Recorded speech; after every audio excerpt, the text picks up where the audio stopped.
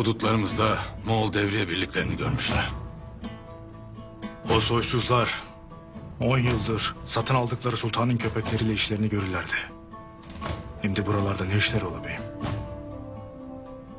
Buraya kadar gelmelerinin bir sebebi olmalı beyim.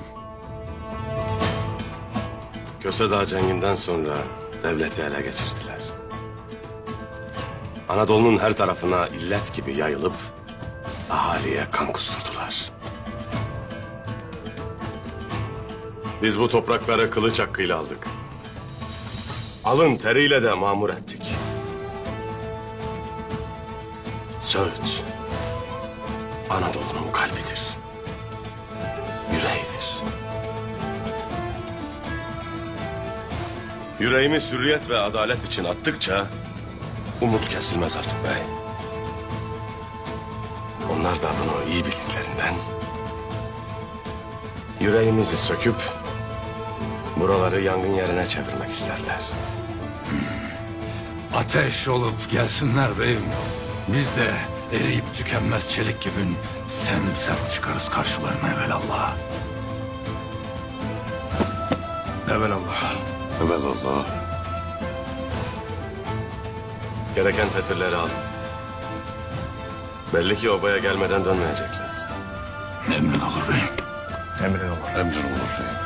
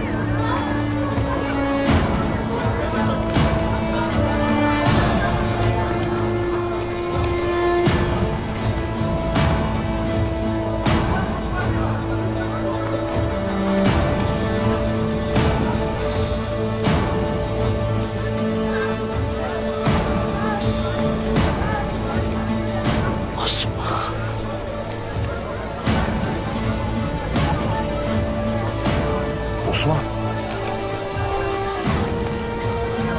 Osman! Osman! Osman! Osman'ım! Oğlum ne oldu sana? Osman! Osman!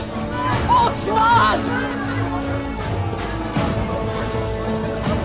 Oğlum ne oldu sana? Osman'ım ne oldu sana?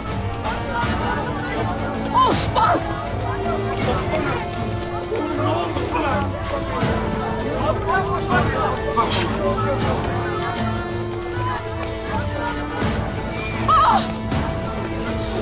Osman'ım!